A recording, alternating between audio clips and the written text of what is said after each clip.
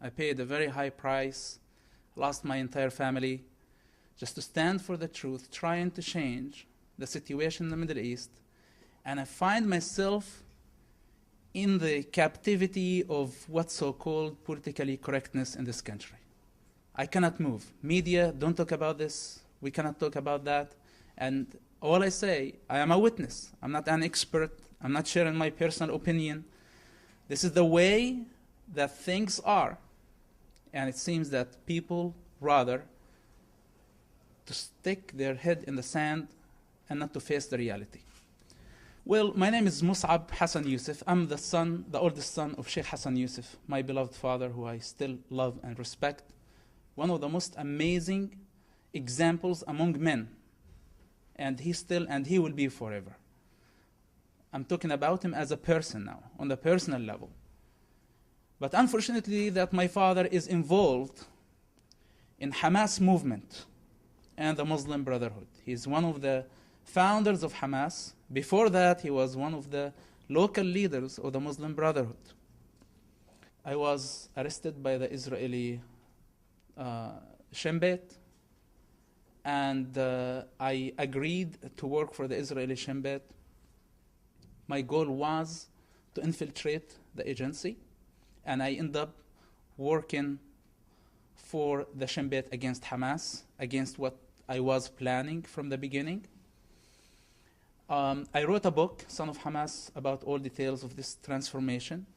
I did not only work against the ideology and the movement of Hamas, I turned my back to Islam as a religion, as an entire belief system, and I converted to Christianity, not the religious type of Christianity.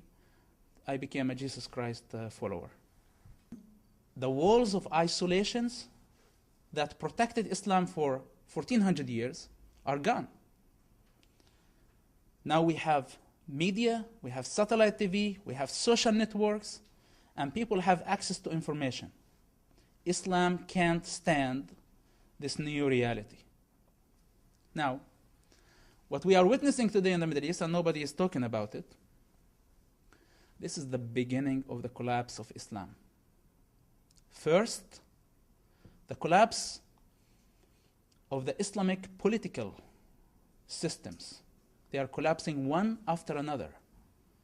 Isn't this surprising? This is not only in Egypt, it's everywhere in the Middle East. And people think that this is just like a normal revolution, people are hungry, and no, this didn't happen accidentally. The walls are gone. In 2007, when I first joined Facebook, now I'm not there anymore because they turned off my page because I talk about lots of controversial things. I thought this is going to change the world the way that we see it. Not only in the Middle East, here in the West as well. This social network has authority more than the government does. Very powerful. And we have been working with Muslims and the new generation in the Middle East to expose to them simply the real nature of Islam and the real identity of Muhammad. And we have hundreds of thousands of feedbacks every month. Emails, phone calls, and we have been following this for the last years. Governments don't want to see it this way, and organizations keep distinguishing between radical Islam and moderate Islam. And what we are telling them, this is the idea of the Muslim Brotherhood. We have charity. It looks like a wonderful job. It's serving a noble goal of feeding poor and people in need. On the other hand, they have Hamas as a military wing, as fighting front for them. So they say that we have moderate movements, moderate part of us, and fundamentalist part of us, and this is our lie. Buy it and get lost and lose all your time distinguishing between both, and we give you the solution. They create the problem, and they sell us the solution, compromise with us on a daily basis, and we put our trust in them. The United States have been supporting what's so-called Islamic moderate regimes for the last 40 years. Dictatorships. They don't have anything in common with the Western civilization values. They don't believe in it, they don't respect it, they fight it on a daily basis. And we maintain very high diplomatic relationships with this type of regimes, who are creating our enemies and giving us the solution. Hosni Mubarak and his regime, he's the one who created the Zawahiri. I've been following the history of this man, the second man of Al-Qaeda. He hated America in Egyptian prisons when he was persecuted. Hosni Mubarak supports Al-Azhar, the highest religious authority in Egypt, that has an authority that is much higher than the government itself. And with their fatwas, their Quran, their Islam, when they educate people and people start to believe in that Islamic belief, they become terrorists. Then the same exact regime start to persecute those people and compromise with the West of keeping Islamists in prisons and fight terrorism. The real enemies that we thought that they were friends, this is what's really have been happening in that region. Ma'alim fi tariq. It was the first thing to study. It was even more important than the Quran, but it's based on the Quran, the Hadith, the Sunnah. And the goal was to hate the West, its values, and everything about it. And even Sayyid Qutb calls this is the collapse of the West, like he collapse of humanity, what the Western civilization or Western civilization values is all about. Now, later on, Hamas was founded. In 1986, Sheikh Ahmad Yassin, before Hamas was established, he was a top Muslim Brotherhood leader. And later on, he became the spiritual leader of Hamas, with my father and 5 other Hamas or Muslim Brotherhood members gathered in Hebron to the south of the West Bank, and they established Hamas. The goal was, you establish Hamas, it's our military arm. Excuse me. Your goal to destroy Israel. We are 2 separated organizations, but we share the same ideology. The goal that Israel, if they have anything, it will be against Hamas, not against the Muslim Brotherhood. If Israel would react for the violence of Hamas, it will be only against Hamas as the legal child of the Muslim Brotherhood, but not against the mother movement, the Muslim Brotherhood. And this is their strategy. And Israel have been fooled by this strategy. Israel considers Hamas as a terrorist organization. They have been fighting Hamas for a long time, but they have no evidence against the Muslim Brotherhood.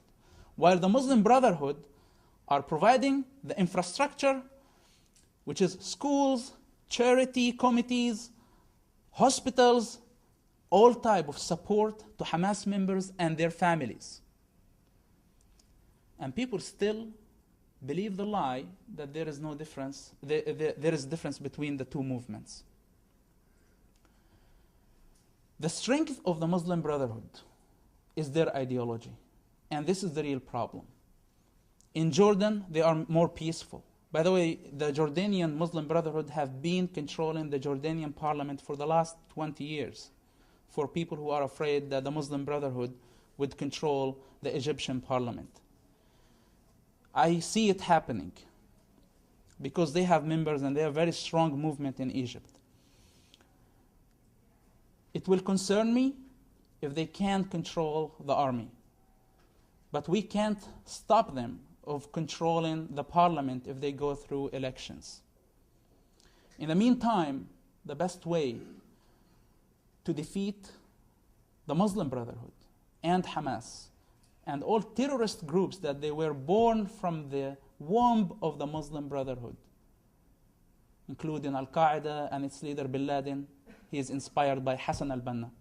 His teacher is Abdullah Azzam. You go to the Muslim Brotherhood website in Arabic, not in English, not the English website, and you find that one of their top leaders, Abdullah Azzam.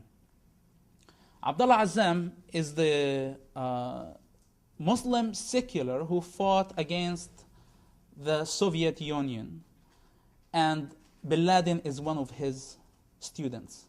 In fact, Bin Laden considers that only one Muslim secular who deserves this name or this position is Abdullah Azzam, because he was one of the Muslim Brotherhood and he came to fight Russia and the United States on the Afghani land. He was assassinated in 1989, I think, with his two sons by the Russians. But still, he's one of the top leaders of the Muslim Brotherhood, regarding to their own website, Abdullah Azzam. And you will find that Bin Laden speaks highly of him as his teacher and inspiration. So, the Muslim Brotherhood did not only give a birth to Hamas, it gave birth also to Al-Qaeda and many, many other terrorist organizations. Hamas, as organization, didn't get all its members involved in attacks or military attacks against Israel. They established the Hamas military wing to make it even much more difficult and complicated for Israel to stop them. So the Muslim Brotherhood, then Hamas is not the most dangerous organization. The most dangerous organization is Al-Qassam brigades, the military wing of Hamas. Now, the military wing of Hamas has responsibilities, military activities against Israel, suicide bombing attacks, killing Israelis no matter what. Hamas does not, or the Kitab al-Qassam does not distinguish between civilians and Israeli soldiers. So they were responsible for the death of thousands of Israelis and Palestinians and Americans at the same time. And Israel got very busy to look for a small percentage of Hamas movement called Kataib Izzuddin al-Qassam. My father is a top leader of Hamas, and he never allowed any connection between himself and any of the military wing leaders. Even if they come to him asking for help, maybe they would be facing death or real danger, and he would say, I am sorry, I cannot help you with anything. Go find someone else. 10 years spying on my father, we didn't have any evidence that he had any connection with Hamas military wing. And this is how Hamas survived. Get less than 5% of the movement members involved in military activities, and 95% would support and provide the infrastructure for the military wing. Mostly you'll find a Hamas member who spent in Israel 2 years in Israeli prison. Then after that they're released, they are back to their activities. And this is how Hamas has been bleeding Israel. And their goal is not to destroy Israel. If they have a nuclear bomb, they wouldn't hesitate to use it. But this is their strategy of bleeding Israel and their enemy. The same strategy of the Muslim Brotherhood as the same strategy of Hamas. Fighting terrorism for 10 years, I came to the conclusion that there is no chance in the world to defeat Hamas, the Muslim Brotherhood, without defeating their ideology. Defeating their ideology not by attacking Islam. I am not here to attack Islam. By simply exposing the real nature of Islam. How do we know the real nature of Islam? Only one way. of exposing the real identity of who Muhammad is, the messenger of Islam and the prophet of Islam.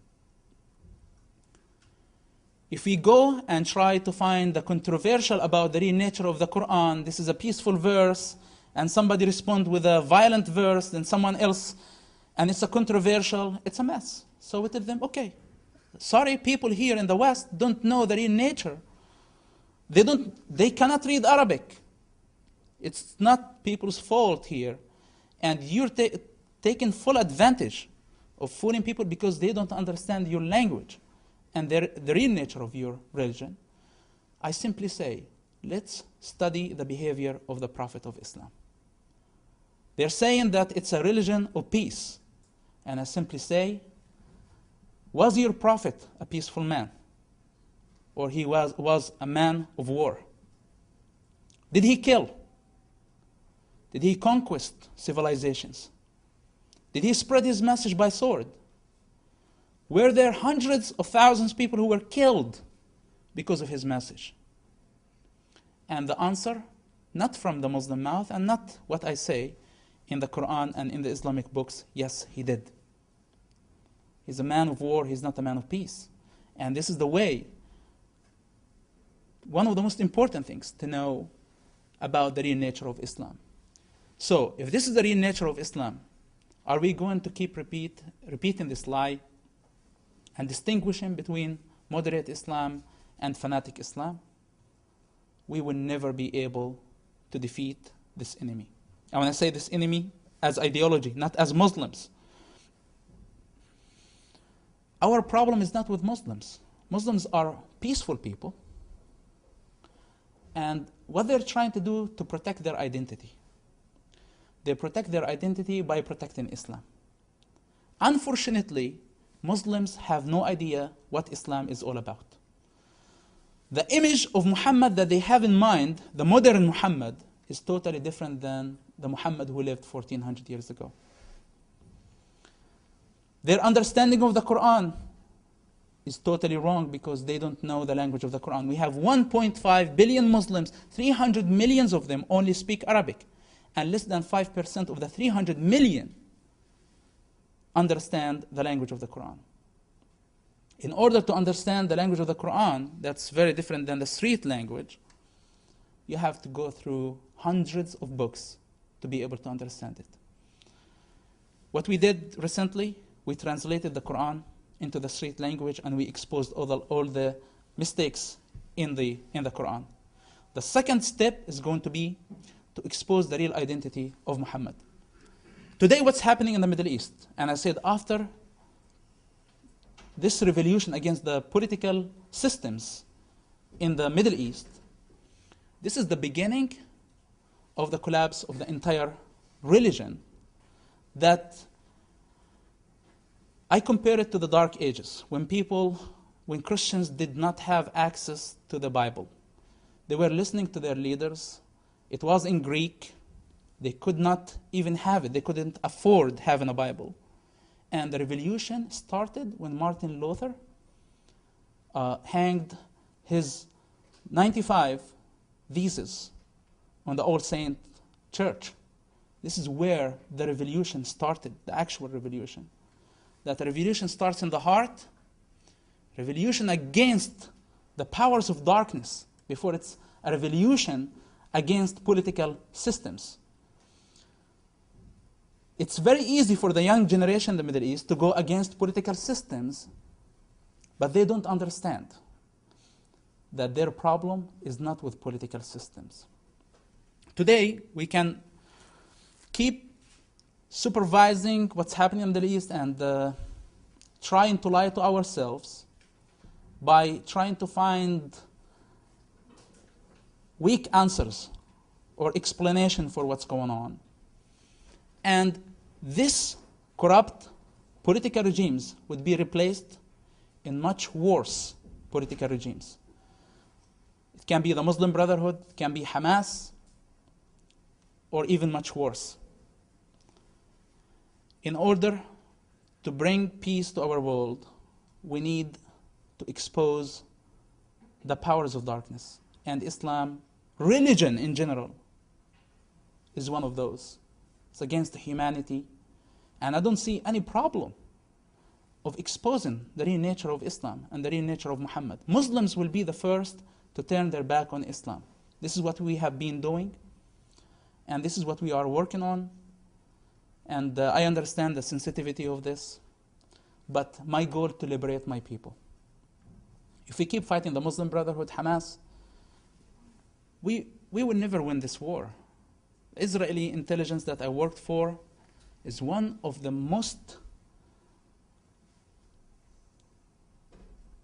let's say, experienced agency of fighting terrorism. And I personally developed methods because I knew the culture, the religion, the people, the movement, the language. I personally developed methods how to fight terrorism, and we were very successful. But we could not stop violence, and we could not stop terrorism. Maybe we could reduce that, but it still exists because it exists in every mosque, in every Islamic book, in the behavior of Muhammad, that he's the highest model for Muslims. So for the future, I care about my people, and when I see that my people in the captivity of this dark religion, I feel very sorry. And I personally went through this fight, spiritual fight, to get out of the captivity of a God that hates, of a God that is asking his followers to destroy and explode, blow themselves up. And I know it takes lots of courage and lots of sacrifice to do this. Most people rather to stay in their captivity. They don't want to leave their comfortable zones, and they are not willing to pay the consequences. But this is the time to encourage them, and this is where I'm coming from. This is not the time to compromise and fool people anymore. And I am sure that with individual efforts that we will be able to make that region a much better region and much more stable. So either way, we wait, and we wait for Islamists to take over the Arab countries, and they can because they have the highest authority, Allah, to their side. Or we work very hard from now on to be able to educate Muslims about the real nature of Islam and fight their ideology, because their ideology is their strength. If we can defeat them there, they are not a threat anymore.